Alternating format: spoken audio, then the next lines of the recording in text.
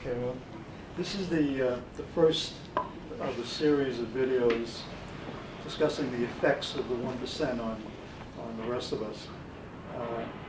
And when I considered the problems of the middle class today, most of the problems I see are caused by the 1%.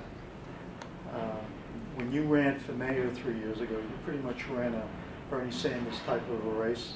We talked about gay rights, the living wage, term limits, rebuilding the infrastructure and improving education. And you also talked about not accepting money from special interest groups and developers. So because of that, I decided that I wanted to start this series with you because of your background and your beliefs in the system. 3 years ago, while you were running for mayor, I filmed you in front of Long Island College Hospital, where the neighborhood was trying to save their hospital from developers. And you stated that you had called for a moratorium on the closure of hospitals in New York City. And at that time, before Litch closed, there had been 13 hospitals that had closed. The governor didn't really help very much in that situation. Do you think that might have been his connection to developers, or was there something? I don't know. I don't want to allege anything at this point, but certainly he was not helpful. The community was sold out at the end. Even the people that were supposedly championing it, like Mayor de Blasio, who got himself arrested. I believe he could have done something to keep the hospital open. I mean, when he got elected, that was one of his major issues during the campaign. So I think that the political system basically being influenced by big developer money was, the community was no match for it. I mean, at the end of the day, they basically were overwhelmed by the lobbyists and I mean, the political influence over the process was overwhelming. So, and that's why I call for moratorium, because I said let's develop a comprehensive plan before we look to close any hospitals, and of course that went unheeded. And it's just a shame because now the community in that is concerned about what are they going to build there. They've already got a ton of luxury condos. Do they really need more there so some developer can make a ton of money? I think there's stiff opposition there, but there's no doubt that the community was led down a primrose path and then sold out at the end by the power structure. There were a lot of designs on that hospital. It means prime real estate, right, overlooking the water and what have you. Exactly. But I'm not surprised about what happened, unfortunately. That, in addition to all those little things, it seems like developers have become much more creative today in what they're willing to offer the city. Like there's a school involved in rebuilding the hospital, and I'm sure the governor, the mayor wants that school.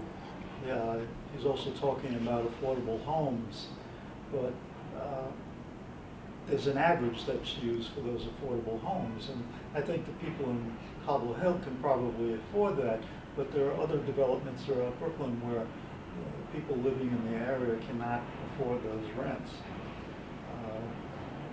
The big thing is these are projects that the community doesn't really want. Correct. And through gentrification, these people are just being tossed aside. The city council doesn't listen to them. In fact, someone recently from the city council, I don't know who it was exactly, said that community boards who may oppose a particular project are just advisory boards. They're meaningless, really. They have no real power.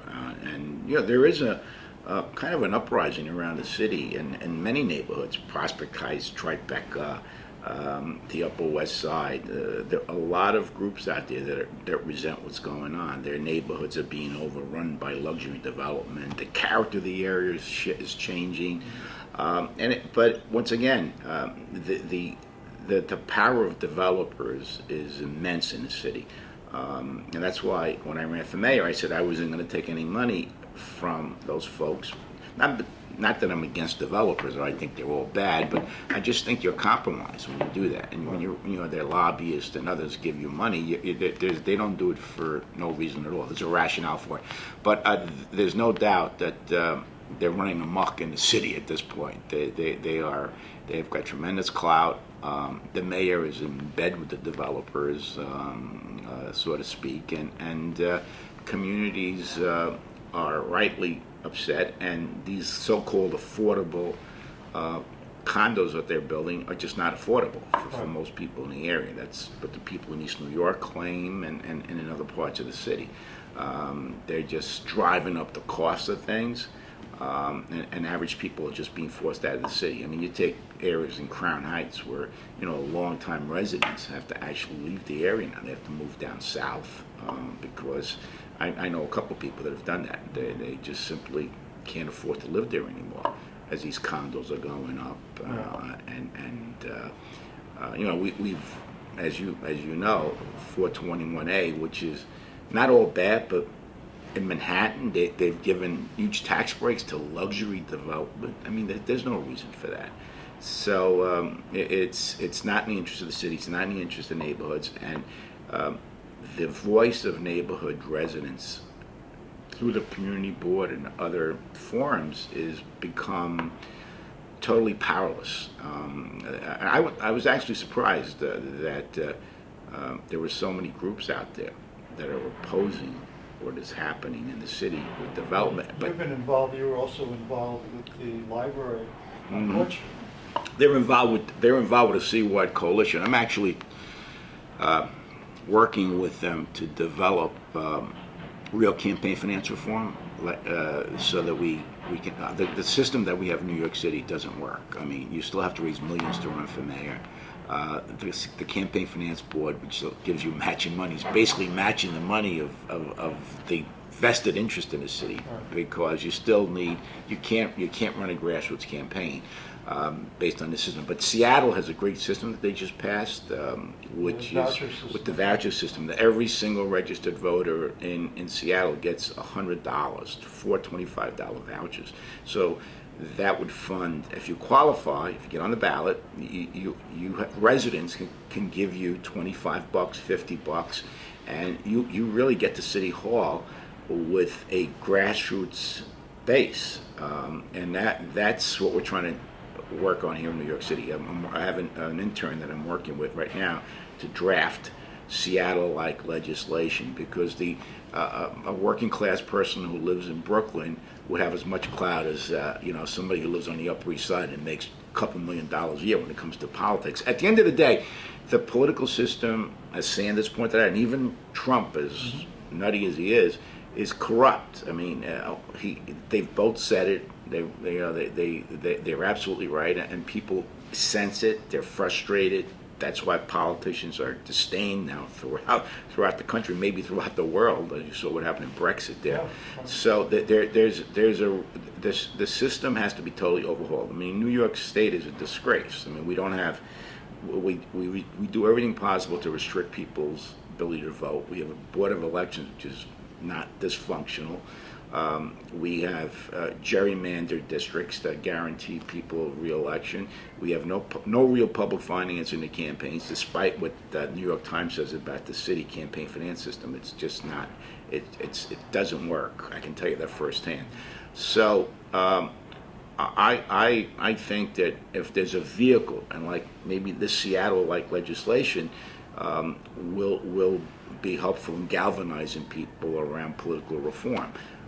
No one is talking about it, including the mayor, none of the legislators, on a bipartisan basis. What we really need more than anything, because all of these injustices, all of this dysfunctionality of our political system flows from there. I mean, because, how many more people have to be convicted? I mean, the two major players in state government are now going to go to jail. I mean, and yet there's no reform. I mean, the political class is doing everything that they can to stay in office. The people be damned.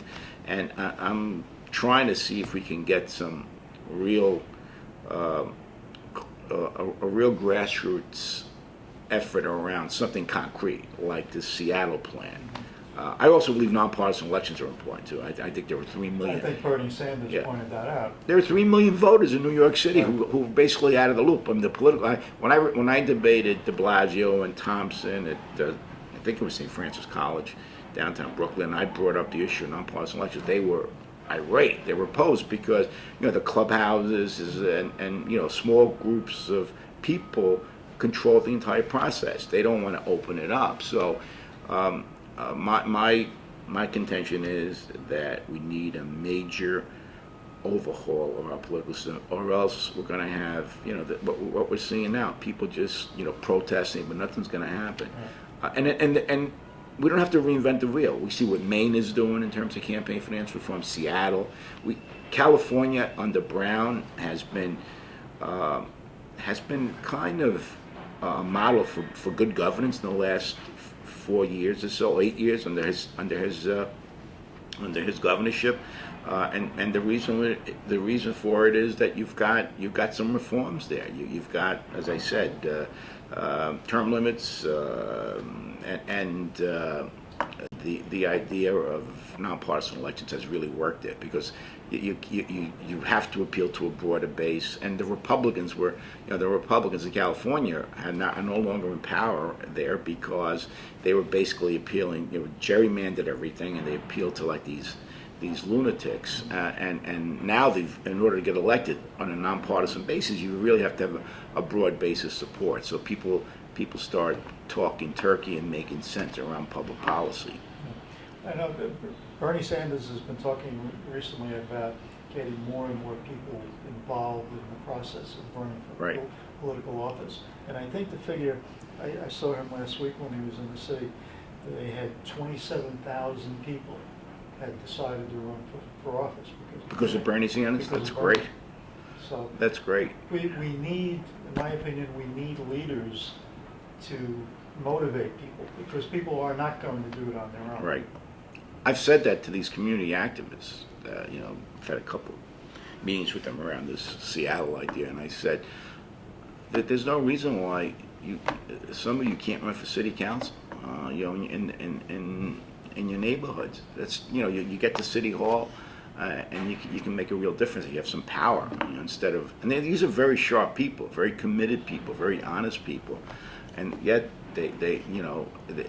it's intimidating to run. It really is. I understand it, but it's the only way to really make change. You get there and you commit yourself to really reforming the system. You can do it. But they've got to be encouraged. I do everything I can to encourage grassroots people to run. I really do. I mean, I got elected by accident when I got elected in 1982. Nobody gave me a chance of winning. I beat Angelo Arculia, the last Republican in the city council in a very conservative district. I had 400 volunteers. I didn't have any party support. And when I got to the city hall, I was there with an independent base. And I really, over my tenure on the council, I don't know if you review my record, I was totally independent. I mean, some people say it to a fault, but I wouldn't do it any other way. It wouldn't be believable if you Right. did it any other Right. way. So, all right, well, I think that will do it for now. I hope I didn't go on a monologue here. No, that's exactly what I wanted. Great. I appreciate you taking the time. Sure. Thanks for coming up. Oh, Let's thank stay you. in touch, Mike.